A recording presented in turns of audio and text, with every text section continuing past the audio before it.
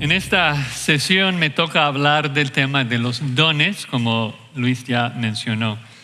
Pero va a ser un poquito temático porque el propósito de esta sesión es explicarles por qué la Biblia enseña que los dones milagrosos, es decir, sanidades, profecía, lenguas, eran dones para el establecimiento del fundamento de la iglesia y que ya no están vigentes en la iglesia en el día de hoy. Para introducir el tema, quisiera que me escucharan al leer algo que dice nuestro Señor Jesucristo a sus discípulos en Juan 14, versículo 7, la noche antes de ser crucificado. Es un versículo que conocen. Dice allí en Juan 16, 7, pero yo os digo la verdad, os conviene que yo me vaya, porque si no me fuera, el Consolador no vendría a vosotros, mas si me fuere, os lo enviaré. Ahora pensemos en eso con detenimiento. ¿Te parece cierto esto? O sea, si eres honesto, ¿no? De que es mejor que Cristo esté en el cielo.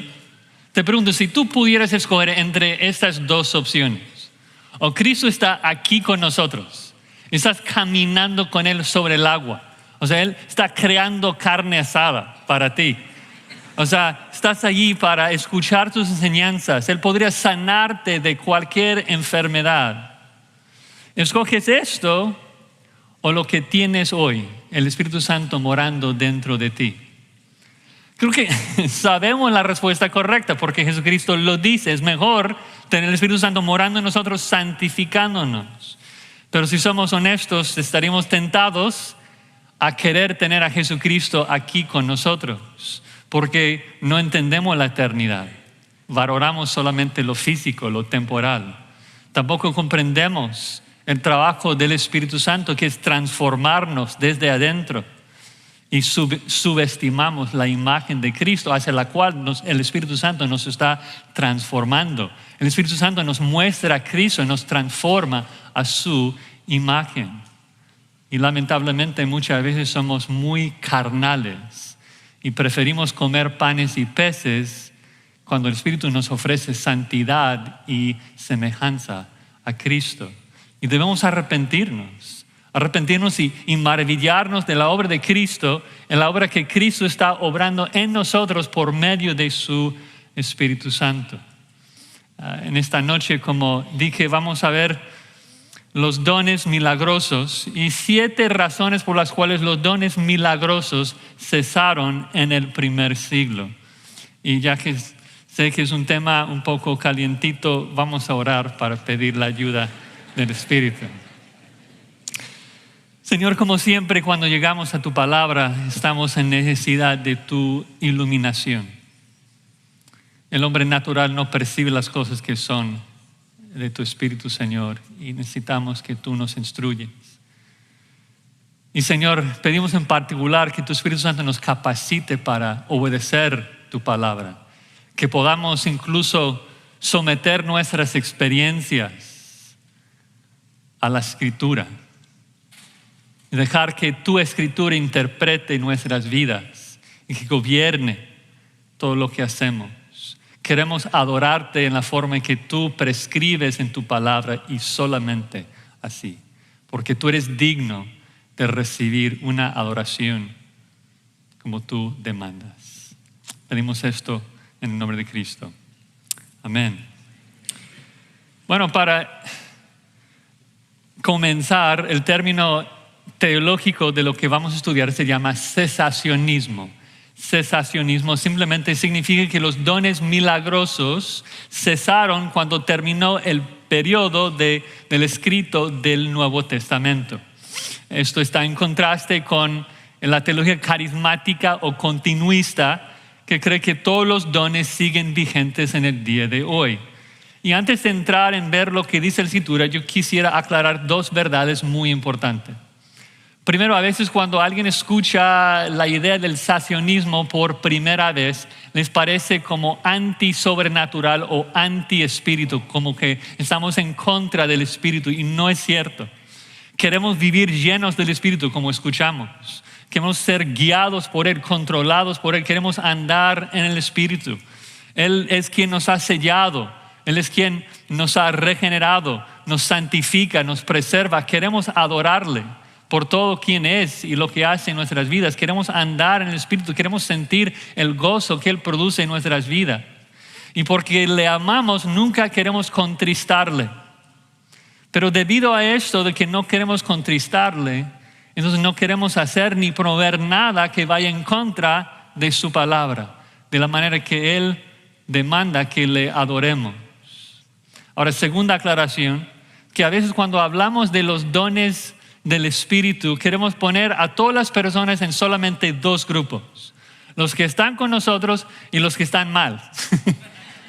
Y esto realmente va totalmente en contra del sentir bíblico de los dones. Porque los dones son expresiones de la gracia de Dios, cosas que no merecemos. Y eso debe humillarnos. Tú vas a encontrar de que en cada pasaje que trata los dones, también el autor bíblico nos exhorta hacia la humildad.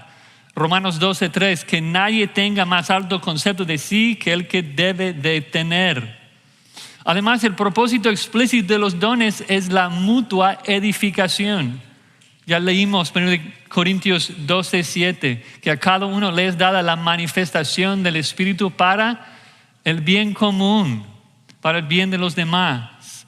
Si yo busco destruir o atacar a mis hermanos con mi don de enseñanza, estoy muy fuera de lo que el Señor quiere para mí. Así que mi intención, mi deseo, mi oración es edificarles, ayudarles a adorar a Dios como Él prescribe en su palabra y pensar juntamente en estas 7 razones de por qué los dones milagrosos cesaron. Primera razón, la Biblia distingue claramente entre los apóstoles y nosotros.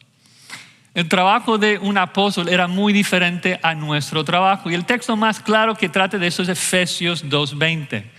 Efesios 2:20, un versículo muy clave en este tema, dice que somos edificados sobre el fundamento de los apóstoles y profetas, siendo la piedra principal del ángulo Jesucristo mismo.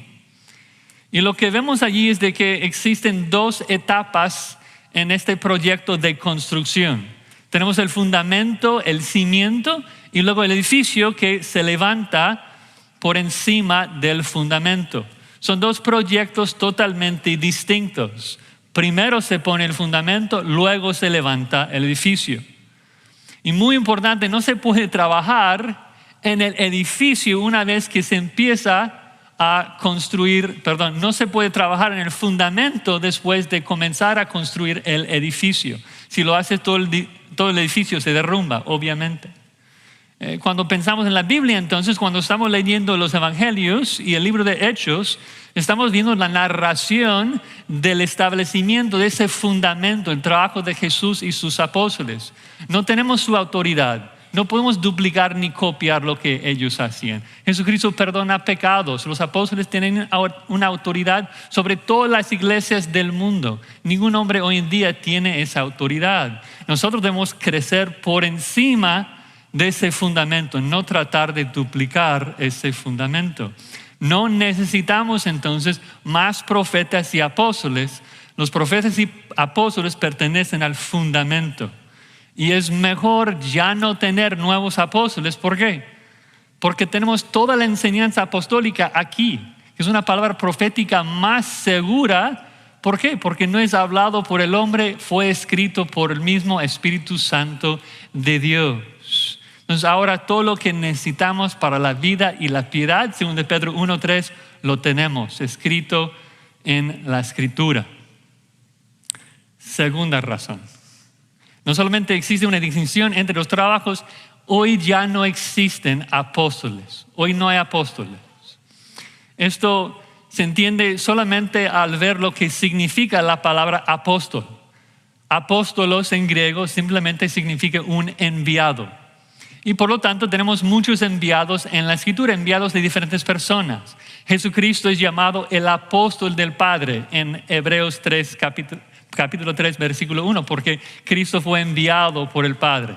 Bernabé en Hechos 14 llamado un apóstol de la iglesia de Antioquía porque fue enviado por esa iglesia. Pero cuando hablamos de los apóstoles a mayúscula, todos comprendemos de que estamos hablando de los apóstoles enviados directamente de parte de ¿quién? De Jesucristo. Y esto es muy clave. Entonces, por definición, el primer requisito de un apóstol es de haber estado con Cristo, o sea, de verle cara a cara, de recibir un mandato directamente de parte de Él. Y esto es imposible hoy. Es imposible estar cara a cara con Jesucristo hoy. ¿Por qué? Porque la Biblia dice que Cristo no está aquí y no puede estar aquí. No puede aparecer Cristo a nadie hoy en día. La Escritura lo dice en Hechos 3:21. Pedro está hablando, orando por la segunda venida. Y dice ahí, orando que Dios envía a Jesucristo en la segunda venida, dice Hechos 3:21, a quien de cierto es necesario que el cielo reciba hasta los tiempos de la restauración de todas las cosas. Es decir, Jesucristo tiene que quedarse en el cielo hasta la segunda venida. Por eso nos envió el Espíritu Santo, Juan 14:18, para no dejarnos huérfanos, porque en el plan divino Él debe quedarse en el cielo hasta el regreso en la segunda venida.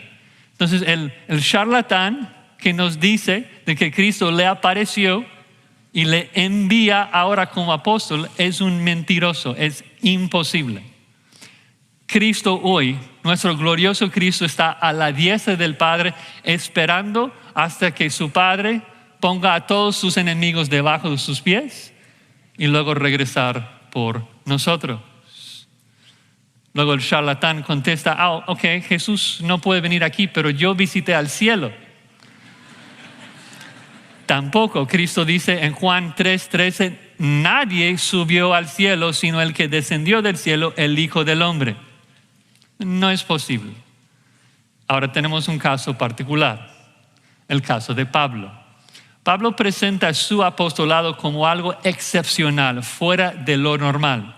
O sea, él prueba su apostolado igual que todos. Él dice en 1 Corintios 9:1, no soy apóstol, no he visto al Señor Jesucristo. O sea, él dice, yo soy apóstol porque he visto a Jesucristo.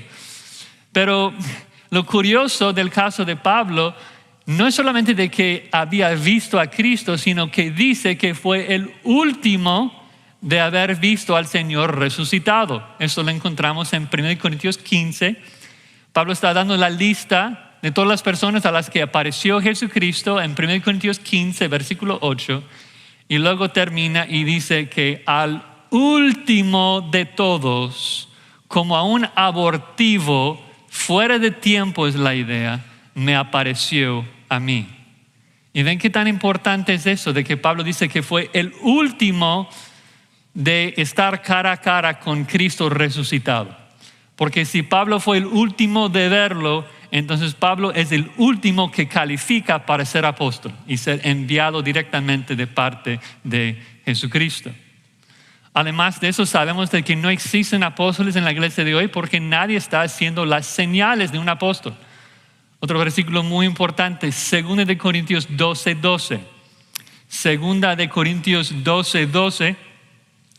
Pablo está nuevamente probando su apostolado. Tenía que hacerlo porque muchos lo cuestionaban debido a que apareció después. Y dice, 2 Corintios 12:12, las señales de un verdadero apóstol fueron hechas entre vosotros con toda perseverancia. ¿Y cuáles son las señales de un verdadero apóstol? Con señales, prodigios y milagros. Ahora nuevamente, piensen conmigo. Pablo dice, yo hice las señales de un apóstol, que son milagros, señales y prodigios. Entonces es muy simple. Si hoy alguien pudiera copiar y hacer las mismas señales que Pablo hacía de milagros, de prodigios y señales, ¿qué sería ese alguien? Un apóstol, porque cumple con todas las señales de un apóstol. Pero ya vimos eso es imposible, porque Cristo no puede enviar a alguien porque está en el cielo. Por lo tanto, es imposible que alguien realice los dones de un apostolado. Es imposible que alguien realice esos milagros. Ahora, la pregunta surge, si no existen apóstoles hoy, entonces todos somos cesacionistas en cuanto a los dones. ¿Por qué? Porque a veces la gente ve el apostolado como un oficio nada más, pero el apostolado en la Biblia se presenta tanto como oficio como un don. Siempre se presenta en la lista de los dones. Y el hecho de que también es un oficio no niega que es un don. Mira, ser profeta es un oficio, ¿sí? Pero también es el oficio del que tenía el don de profecía. Ser maestro es un oficio de la persona que tenía el don de enseñanza. Ser apóstol es un oficio de la persona que tenía el don del apostolado. Efesios 4:11 presenta el don del apostolado en la lista de dones y también 1 Corintios 12:29 claramente. El don del apostolado está en el mero centro de todos los dones en esa lista. Entonces, si confirmamos de que no hay apóstoles hoy, ya hemos confirmado. Por lo menos un don cesó en el primer siglo. No todos los dones continuaron. Uno se acabó. Pero el problema es de que si el don del apostolado cesó en el primer siglo, entonces también las señales del apostolado cesaron con el don del apostolado, que Pablo dice que son milagros, señales y prodigios. Entonces, ya estamos armando el argumento, pero la Biblia está comunicando claramente de que no todo continúa hoy exactamente como era en el primer siglo. El don del apostolado ya cesó y los dones asociados con el apostolado también cesaron con ese don. Entonces surge la pregunta, ¿para qué servían esos dones entonces? Bueno, tercera razón que cesaron, de que esos milagros existían para autentificar a los autores bíblicos. Y con la Biblia ya escrita, no necesitamos más autentificación de esos autores. Comencemos desde el principio, no desde el Nuevo Testamento, sino el Antiguo. ¿Quién es el primer escritor de la Biblia? Moisés. Moisés es el primer escritor de la Biblia y por eso obviamente él también es el primero de realizar milagros en la Biblia. Regresen a Éxodo 19. Éxodo 19.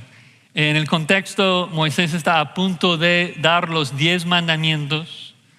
Él básicamente va a decir a Israel, a partir de este momento ya van a obedecer a Dios como yo les mando. Van a trabajar en tales días, van a comer tales comidas, van a vestirse con cierta vestimenta. Necesitan obedecer lo que yo les digo. Obviamente algunas personas como Coré, como María, como Aarón le van a cuestionar.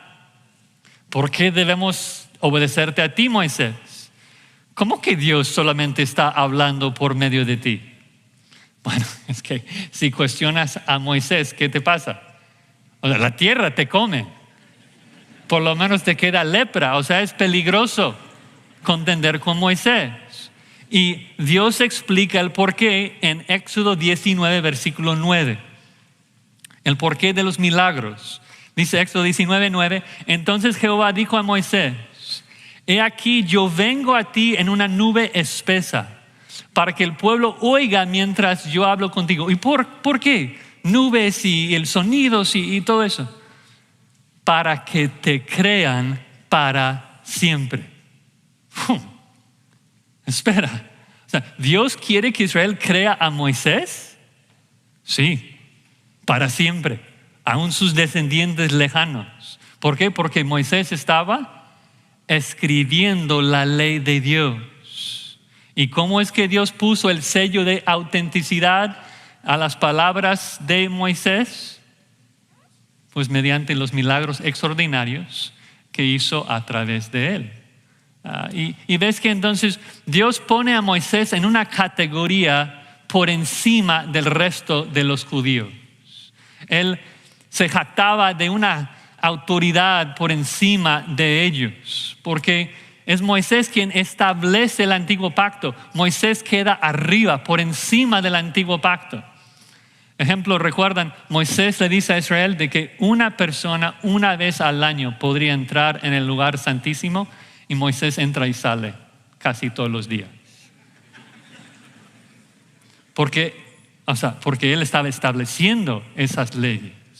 Y entonces Dios corroboraba, autentificaba sus palabras con milagros. Lo mismo pasa cuando llegamos a establecer el nuevo pacto.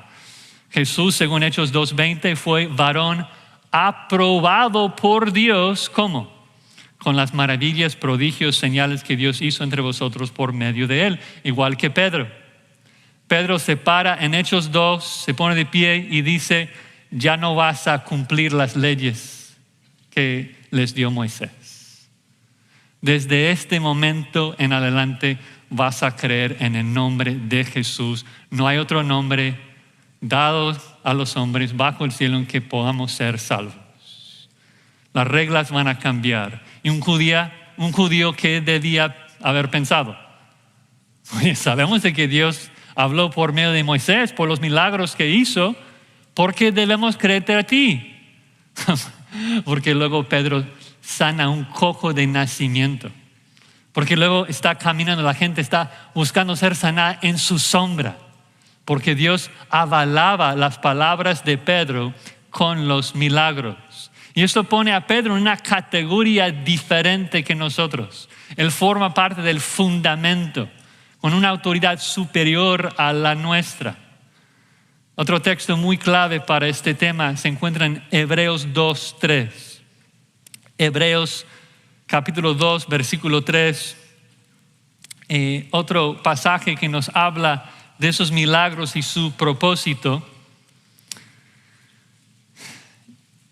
Comenzando a la mitad ahí del versículo 3, está diciendo que la buena nueva de la salvación, habiendo sido anunciada primeramente por el Señor, nos fue confirmada por los que oyeron, testificando Dios juntamente con ellos con señales y prodigios y diversos milagros y repartimientos del Espíritu Santo según su voluntad.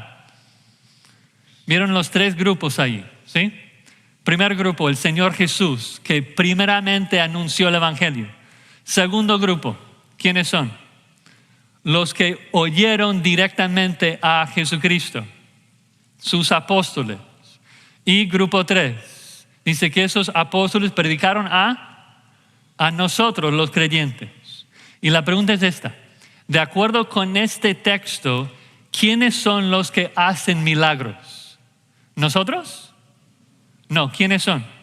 Dice que Dios testificó juntamente con ellos, los que oyeron, los que físicamente oyeron a Jesucristo, que estaban a su lado, que lo vieron cara a cara, sus apóstoles, que Dios testificó juntamente con ellos con señales, prodigios y milagros.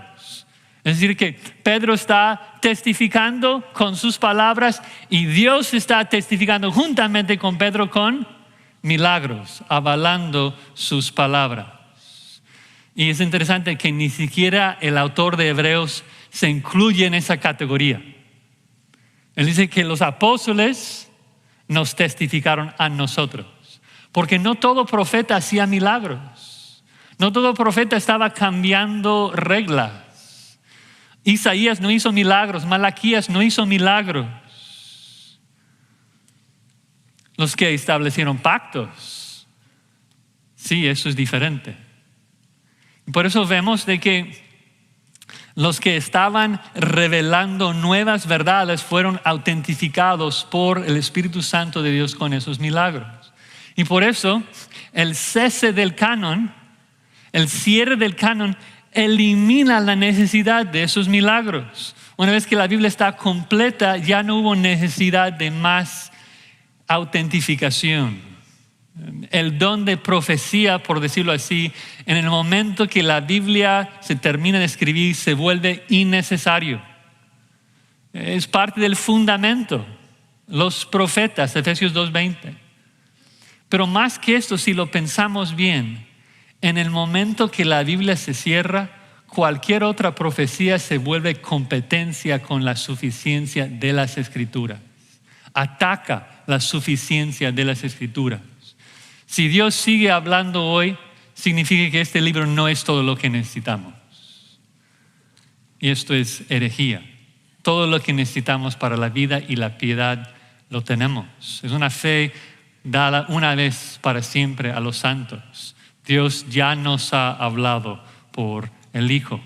Entonces no necesitamos más profetas, no necesitamos más apóstoles, porque los verdaderos apóstoles ya pusieron el fundamento correctamente.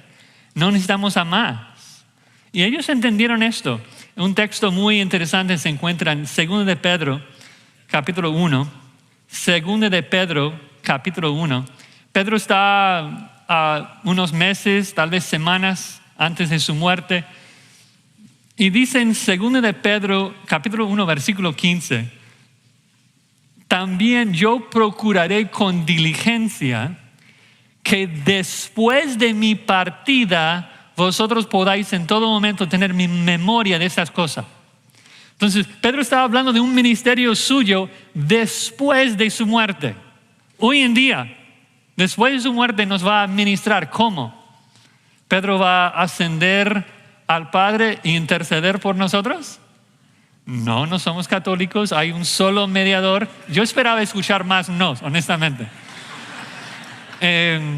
No, o sea, hay un solo mediador entre Dios y los hombres, Cristo Jesús. Entonces, ¿qué significa? ¿Cómo es de que Pedro nos va a recordar y nos va a ministrar después de su muerte? Pues obviamente siguiendo con su carta, escribiendo su carta. Entonces, Pedro nos ministra hoy por medio de sus libros. No necesitamos más apóstoles. Los que tenemos son los buenos. Cualquier otro apóstol es un falso apóstol. Los buenos son los que fueron autentificados con señales.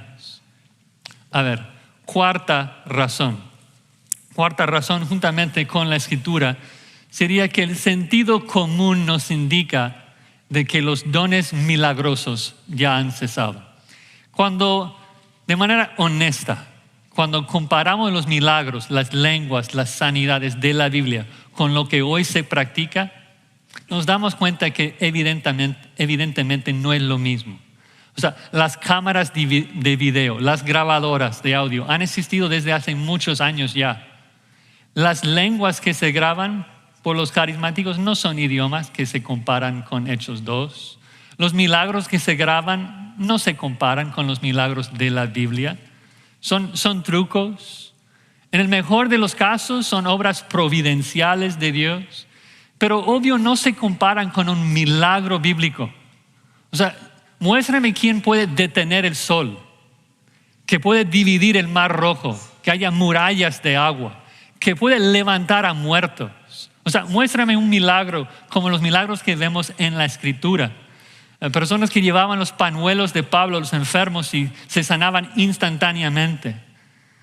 Para mí, honestamente, insulta a los apóstoles, insulta a los milagros de la Biblia compararlos con lo que se hace hoy. Ahora, yo entiendo de que muchas veces usamos la palabra milagro de manera muy casual. O sea, qué milagro que no te había visto, ¿no? Pero si utilizamos una definición bíblica de un milagro, nos damos cuenta de que no es lo mismo.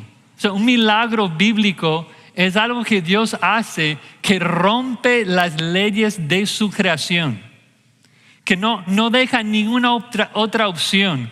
Causa asombro porque todo el mundo sabe que Dios hizo algo. Nadie estaba ahí viendo las murallas de agua pensando, a ver cómo hizo ese truco Moisés. No, o sea, era evidente para todos los milagros. Escuchen lo que dijeron los judíos que odiaban a los apóstoles y estaban tratando de desacreditarlos en Hechos 4:16. ¿Qué haremos con estos hombres? Porque de cierto señal manifiesta ha sido hecha por ellos notoria a todos los que moran en Jerusalén y no lo podemos negar. Indiscutible. Porque si el milagro fuese cuestionable, también lo sería el mensaje del mensajero. El milagro tenía que señalar, tenía que probar del que el mensaje estaba hablando de parte de Dios.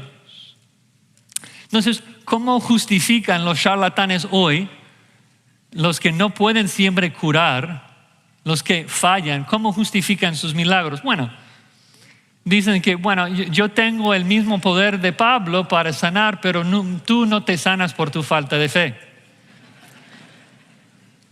Esto, nos reímos, pero esto es una maldad. Eso es malvado. Para la persona que está sufriendo y decirle que está sufriendo por su falta de fe, eso es tremendo, eso es terrible, eso destruye. Que sea anatema el falso que haga esto a un hermano nuestro que está padeciendo necesidad. Pero no es lo que haría alguien con el verdadero don de sanidades, ¿no? ¿Qué es lo que Pedro hace en Hechos 3? Sana a un cojo incrédulo que está pidiendo limosna. ¿Cuántos de los incrédulos que Jesucristo sana tenían fe? ¿Cuánta fe tuvo Lázaro para ser levantado? No tenía fe.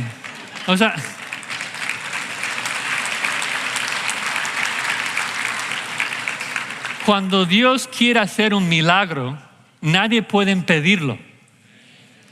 ¿Quién puede contra el omnipotente, el soberano? Ahora, algunos carismáticos usan un versículo, Mateo 13:58, donde dice que Cristo no podría sanar por la falta de fe de ellos. Si ves ahí el contexto, te das cuenta de que la gente ni siquiera iba a Él. En otras ciudades la gente se amontonaba, le estaban toda la gente y una multitud, y allí no hubo. La gente ni siquiera lo pidió. No dice que Cristo intentó sanar y no pudo. Eso sería absurdo. Decir que nuestro Cristo glorioso intentó sanar y no pudo, no, esto es blasfemia. Cristo, gracias a Dios, se antepone a nuestra fe todos los días, en todos los momentos, si no todavía estuviéramos en nuestros pecados. Entonces el punto es que si discernimos, si aplicamos el sentido común, es obvio que los dones milagrosos no están presentes en el día de hoy. Y la única forma en que los carismáticos pueden escaparse de esto es al redefinir todo, dar nuevas definiciones a todos los dones milagrosos. Las lenguas, por ejemplo, en la Biblia, es claro lo que son. Es la habilidad sobrenatural de hablar en un idioma que el que hablaba no entendía, pero los demás sí, o porque entendían ese idioma o por la traducción que vemos en 1 Corintios 14. Pero hoy en día inventan otra definición, ¿no? Pero no, el don de lenguas era hablar misterios por el Espíritu. Y por eso obviamente no puede ocurrir hoy. Porque ¿quién estaba moviendo la lengua de esas personas? O sea, esas personas en ellos no entendían lo que estaban diciendo. Entonces, ¿quién estaba hablando? El Espíritu estaba hablando. Pero si el canon está cerrado, el Espíritu no puede hablar hoy. El Espíritu no habla hoy fuera de este libro. Entonces el don de lenguas no ocurre hoy. ¿Qué tal profecía? Bueno, la profecía siempre en la Biblia era hablar directamente las palabras de Dios. Hoy en día se habla de profecía que es falible. Digo, ¿en serio? Es una contradicción de términos, profecía falible. No puede ser. Todo lo que Dios dice es inerrante. Argumentan de que, bueno, es de que la profecía del Nuevo Testamento es diferente porque los autores del Nuevo Testamento nos instruyen a evaluar la profecía, examinarla. Pero eso no tiene sentido. Hay más instrucciones en el Antiguo Testamento de que debían examinar la profecía. Siempre existía la necesidad de examinar la profecía. ¿Por qué? Porque siempre hubo falsos profetas. Siempre que hubo profecía. ¿Qué tal el don de sanidades? Pues el don de sanidades en la Biblia curaba toda enfermedad, tanto espiritual como físico. Le trajeron a Pedro todos los enfermos y los endemoniados y exactamente todos eran sanados. Hechos 5:16. Pedro pudo haber entrado en un hospital, vaciarlo totalmente, sin problema. De hecho, anécdota, yo trabajé por 5 años como un capellán aquí en un hospital en Los Ángeles. Y uno de mis trabajos era sacar a los curanderos falsos. La administración secular me pide eso porque causaban muchos problemas. Y yo con mucho gusto lo hacía. Y era fácil, o sea, yo los veía allí en la puerta en la administración y yo les detenía y les decía, mira, si quieres entrar está bien, solamente te pido una cosa. Por favor, quítame de mi cuerpo la mutación genética que yo sufro. Y si lo haces, te dejo y puedes sanar a todos los demás. 5 años, muchísimos intentaron. Y sigo igual de flaco y débil como hace 10 años. Evidentemente nadie pudo sanar. ¿Por qué? Porque es diferente hoy en día. Obviamente Dios sana hoy de manera providencial, oramos por eso, vamos a hablar de eso en unos momentos. Pero eso es distinto al don de sanidades, esos milagros que Dios obraba por medio de los apóstoles. A ver, quinta razón. Los milagros no son normativos en la historia. Los milagros fueron empleados por Dios en periodos de tiempo muy limitados en la Biblia. De hecho, piensen en este libro que narra algunos 6,000 años de historia. ¿Y por cuántos años vemos milagros en los 6,000 años de historia? Menos de 200 años. Tal vez un poquito más. Definitivamente menos de 300. Estamos hablando de Moisés y Josué, que establecieron el antiguo pacto. Estamos hablando de Eliseo y Elías durante el divorcio de las 10 tribus del norte. Y estamos hablando de Jesús y los apóstoles para establecer el nuevo pacto. Son las 3 épocas de milagros en la Biblia. Y de hecho, aun cuando llegamos al fin del escrito de la Biblia, los milagros de los apóstoles desaparecen. Pablo no está sanando gente al final de su ministerio. Cuando comienza su ministerio, está sanando a todo el mundo. Está haciendo gente ciega, está levantando muertos. Cuando Pablo termina su ministerio, en sus últimas cartas, escucha lo que dice a Timoteo, 1 Timoteo 5:23. Ya no bebas agua, sino usa de un poco de vino por causa de tu estómago y de tus frecuentes enfermedades. Yo siempre me pongo en la piel de Timoteo y digo, oye, Pablo, por favor, ¿sería mucho más trabajo incluir un pañuelito con la carta para que yo pueda ser sanado? Peor, según Timoteo 4:20, Pablo le informa a Timoteo, dejé a Trófimo enfermo en Mileto. Dices, ¿qué pasó? O sea, Trófimo es un colaborador en el ministerio. ¿Lo dejas enfermo porque no puede viajar contigo? O sea, qué mal si Pablo pudo sanarlo. Pero al parecer no pudo. Es el punto. No tendría sentido. El apostolado de Pablo ya fue totalmente autentificado para los tiempos de 2 Timoteo.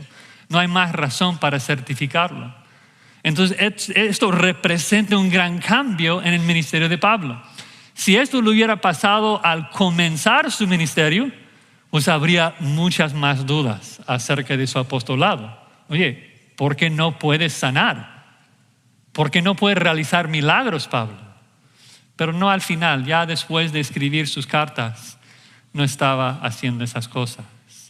Sexta razón, rápidamente, el cesacionismo es la enseñanza histórica de la iglesia. Obviamente lo que más nos importa es lo que dice la palabra, pero no seamos orgullosos. O sea, es importante ver qué es lo que la iglesia ha enseñado a lo largo de 2000 años de historia.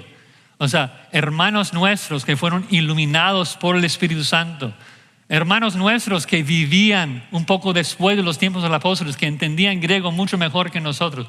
¿Cómo es de que ellos interpretaron este tema de los milagros? Nos damos cuenta de que el movimiento carismático es nuevo. O sea, empezó en los 1900. Ya escuchamos un poco de esto con Charles Parham, los 1900. Agnes Osman, la primera cristiana de hablar en lenguas. William Seymour, que trae eso a Hollywood, acá en Los Ángeles, con el avivamiento de la calle Azusa. La primera ola básicamente es de nuestros tiempos, es algo nuevo. ¿Qué es lo que la iglesia ha enseñado? Bueno, 2 citas para tratar de representar a los predicadores más conocidos de la historia. Primero es Juan de Antioquía, probablemente el predicador más reconocido de la iglesia primitiva. Ustedes lo conocen por el nombre Crisóstomo, que traducido es lengua de oro. Escucha lo que dice de 1 Corintios 12 acerca de los dones milagrosos. 1 Corintios 12 es muy enigmático, pero la dificultad se debe a nuestra ignorancia de los detalles mencionados y su cese, dado que esas cosas sucedieron antes, pero no ahora. Agustín lo mismo, explica que los milagros eran para los apóstoles, ya no ocurrían en su tiempo. Durante la Reforma, Martín Lutero igual, los 1500, dice: una vez que la iglesia fue establecida apropiadamente por esos milagros, las apariciones visibles del Espíritu Santo cesaron. Nuevamente, el punto es de que esa enseñanza de que ahora necesitamos una segunda unción y milagros, realmente es algo nuevo. Y decir que una doctrina es nueva no es algo bueno. Denota que es algo falso, ¿no? No debemos escuchar los falsos que nos dicen que necesitamos algo más. Colosenses 2:10 dice que estamos completos en Cristo. Ya todos fuimos bautizados por un solo espíritu, 1 Corintios 12. Todo cristiano ya tiene la unción del Santo, 1 Juan 2:20. Es suficiente. Ahora, habiendo dicho esto de los milagros, quiero aclarar de que aunque el don de sanidades no es vigente en el día de hoy, nunca he dicho de que Dios no puede sanar hoy. Hay una diferencia, es una buena distinción. Santiago 5 nos habla un poquito de esto, de que podemos y debemos orar por sanidad. En 3 de Juan, Juan ora y desea de que la salud de Gallo prospere. No queremos que la gente sufra, no es que buscamos el dolor. Pero aún en eso creo que tenemos que tener cierto cuidado, porque existe una distinción entre un milagro y una providencia, una sanidad milagrosa y una sanidad providencial. Creo que todos nosotros, gracias a Dios, tenemos historias de sanidades providenciales. Junto con ustedes, me imagino, yo he orado por hermanos con cáncer y al día siguiente los doctores no encuentran cáncer. Yo de los 23 años yo perdí el uso de mi pierna izquierda y duró 6 meses. Los doctores querían amputar mi pierna porque decían que nunca iba a poder usarla y sorpresa. Y cuando Dios hace cosas así debemos glorificarle, darle gracias, atribuirlo a Él. O sea, Él obra en nuestro medio. O sea, su providencia es algo asombrosa. La forma que Él gobierna cada molécula de este universo para llevar a cabo sus propósitos es maravilloso, es hermoso. El Señor nos dirige en todo esto. Pero un milagro, hermanos, es diferente. Un milagro bíblico es diferente. Si tú buscas nuevamente en una concordancia las veces que ocurre milagro en la Biblia, te das cuenta de que un milagro era romper las leyes de este mundo, hacer cosas que hacía Moisés, los apóstoles, para autentificarlos. Y aunque un cristiano diga que Dios sigue haciendo esos milagros, yo creo que en la práctica, básicamente todo cristiano es un cesacionista. Y déjame ilustrarlo. Ponte que hay un hermano mayor de tu congregación que pasa a la presencia del Señor. Y tú tienes el gusto y el honor de oficiar el funeral. Ponte ahí en la escena. El servicio está por empezar. La viuda, tu hermana, está sentada en el primer banco. Les pregunto, ¿tú bajarías al ataúd, pones tu mano sobre la cabeza del difunto y oras por su resurrección? Creo que todos decimos, no, esto sería muy, muy grosero. No lo haríamos. Pero me pregunto de por qué. ¿Eso sería un milagro difícil para el Señor? ¿Esto hubiera sido un milagro difícil para Pablo, para Pedro, para Jesús? Evidentemente no. La sanidad de alguien con cáncer podría ser una sanidad providencial, Dios sanando usando medios, los medios de su creación. Oramos por eso. La resurrección requiere un milagro, una sanidad milagrosa. No creo que vemos esto hoy. No porque Dios no puede, sino porque dice que esos milagros existían para autentificar a la Biblia y la Biblia ya está escrita. Ahora seguro hay una persona diciendo, oye, pero Dios es el mismo ayer, hoy, para siempre y puede hacer todo. Dios puede hacer todo lo que quiere. No puede hacer muchas cosas, no puede pecar, no puede mentir, no puede ir en contra de su palabra.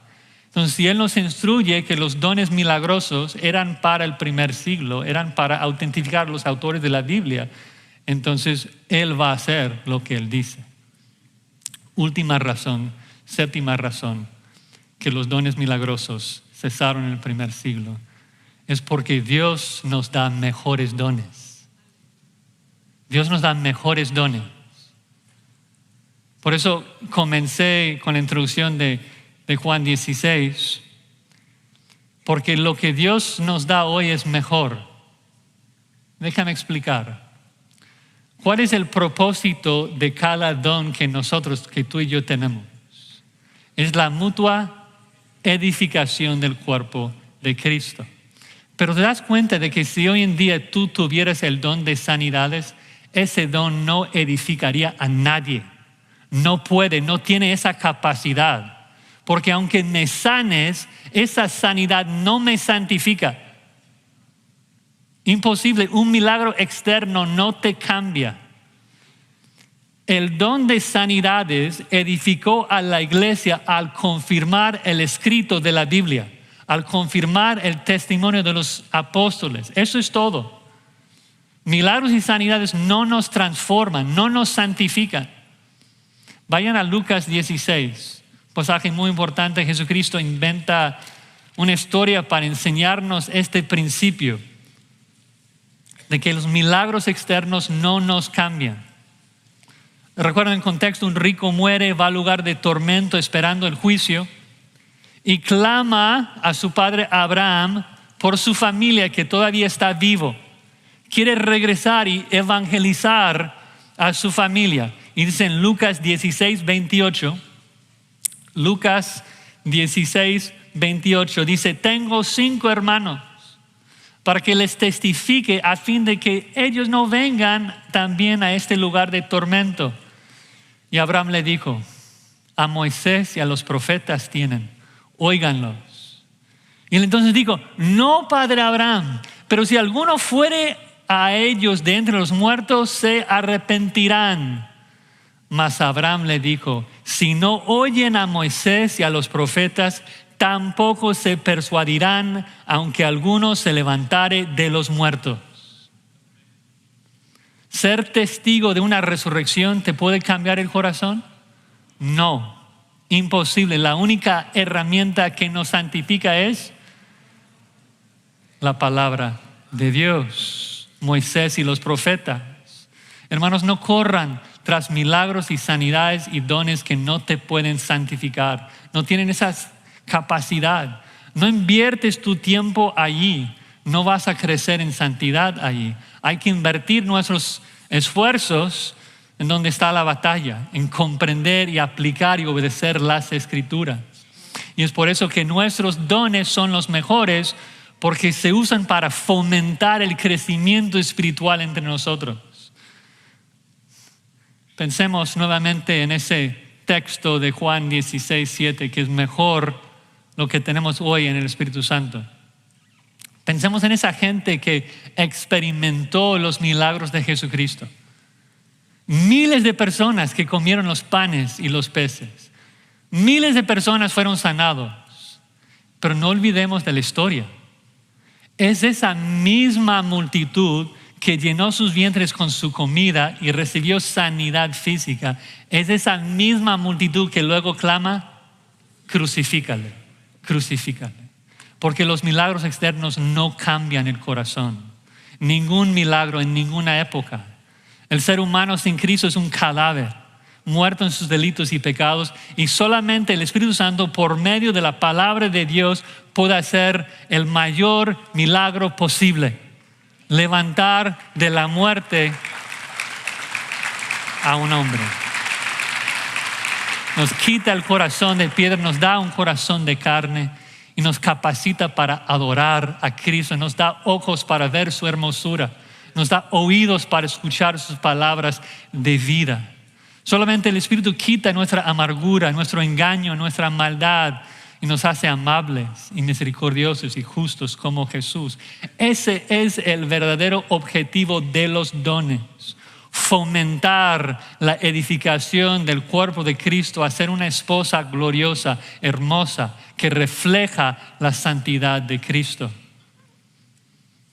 Los dones son vitales porque fomentan la santificación.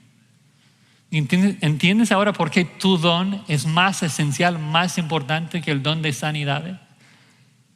Yo te necesito que me corrijas, que me ayudes, que me sirves. Por eso los dones son los que tenemos. Porque una sanidad física no nos santifica, nos deja igual espiritualmente. Mientras que nuestros dones Dios los usa para transformarnos a la imagen de Cristo Jesús por toda la eternidad. A veces nos abrumamos con este mundo, es difícil. Cansamos del dolor, queremos dejar de sufrir. Pero te pregunto si en verdad quieres una sanidad física más que semejanza a Cristo. Y pensando en particular en los dones, que cada uno de nosotros tenemos un don para el bien de los hermanos, para edificar a los hermanos, te pregunto esto: ¿qué tal si hay un hermano en tu iglesia lidiando con un pecado y tú supieras que la única manera en que él va a encontrar victoria sobre su pecado es si tú tienes cáncer? Y aún así tú sigues animándole y orando por él y dándole ejemplo, y es ese ejemplo que el Espíritu Santo usa por su palabra para ayudarle a ganar victoria sobre ese pecado. ¿Qué escoges? ¿Qué escoges? ¿Amas a Cristo lo suficiente para verle recibir una esposa sin mancha? ¿Amas, anhelas que el cuerpo de Cristo sea lo suficientemente santo para poder recibir a Cristo? ¿Tú amas a Cristo lo suficiente para decir: Señor, haz lo que sea necesario en mi vida para edificar a tu cuerpo? Tú eres digno, yo estoy dispuesto, úsame. No quiero el don que me va a glorificar a mí, quiero el don que te va a glorificar a ti. Quiero el don que va a edificar a tu iglesia. Úsame para esto. Qué glorioso, qué bendición que nosotros podamos ser usados por Dios en la edificación de su iglesia, la cual compró con su sangre. Debe ser una responsabilidad enorme que sentimos al estar con los santos, los hermanos, y tener el privilegio de poder edificarlos. Y el mejor don que pudieras tener para edificar a la iglesia como Dios quiere es el que ya tienes. Así que dale gracias y úsalo, ministralo a tu hermano. Amén. Vamos a orar.